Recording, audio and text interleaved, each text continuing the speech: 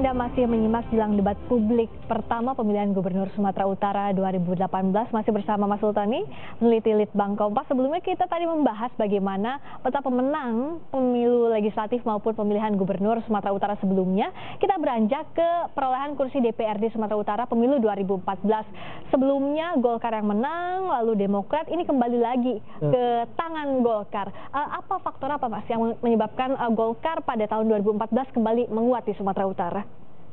Ya, mungkin karena faktor caleg yang ditawarkan ya. Jadi caleg yang ditawarkan itu juga berpengaruh ya. Artinya masyarakat Sumatera Utara betul-betul juga melirik siapa calon legislatif yang kalau calon anggota legislatif itu masih ada ikatan kedaerahan itu kuat. Tapi kalau untuk kepala daerah ini memang kelihatan cair ya. Justru anomali di kepala daerah. Kepala daerah ini memang bukan saja di Sumatera Utara, tapi di beberapa daerah di Indonesia itu memang seperti itu. Karakter pemilihnya. Berikutnya adalah PDI Perjuangan. Ini tipis sekali menangnya di urutan kedua iya. Dari Golkar 16 suara, diikuti oleh Demokrat 14 suara, dan juga Partai Gerindra di sini 13, iya. Juga masuk ke jajaran atas dengan 13 suara.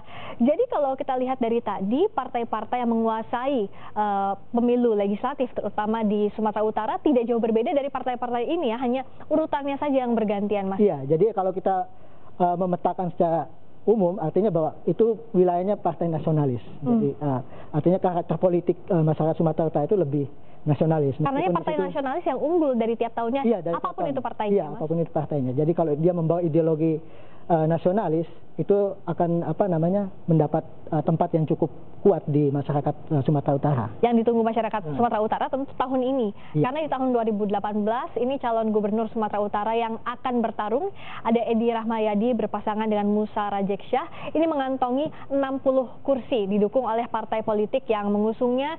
Sementara pasangan Jarod Saiful Hidayat, pasangan nomor urut 2 dan Syihara Sitorus mengantongi 20 kursi yang didukung oleh dua partai politik ya, PDI Perjuangan dan P3. Sementara partai lainnya merapat semua ke pasangan nomor urut 1. Kalau kita ikuti tahun ke tahun, apakah gemuknya kursi yang dimiliki oleh masing-masing pasangan calon jadi faktor penentu utama, Mas? Saya kira tidak. Jadi ini kita kembali pada preferensi masyarakat Sumatera Utara ketika memilih.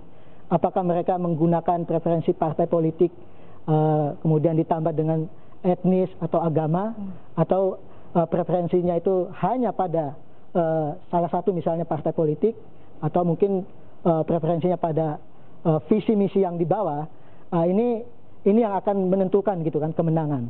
Jadi kalau misalnya kita membaca peta untuk era Mas maupun Jos ini kalau misalnya kita menggunakan preferensi yang akan dipakai oleh masyarakat Sumatera Utara partai politik dan agama, maka ini udah pasti menang. Ya. Tapi kalau dia menggunakan preferensi putra daerah, kemungkinan akan ke Jarod dan Syihara. Apalagi JR Sitorus, Saragi itu sudah menyatakan akan mendukung pasangan nomor 2 ini. Jadi ini kemungkinan masih sama kuat. Yang menarik juga nanti apa yang akan ditawarkan masing-masing pasangan calon di debat publik, yang tentu ini akan disimak oleh masyarakat tidak hanya di Sumatera Utara tapi juga setanah air. Terima kasih Mas Sultani atas ulasannya di jelang debat publik ini, dan kita saksikan bersama debat publik pertama pemilihan Gubernur Sumatera Utara saat ini pukul 7 malam. Saya Friska Clarissa undur diri, kita ketemu lagi di pasca debat nanti. Sampai jumpa.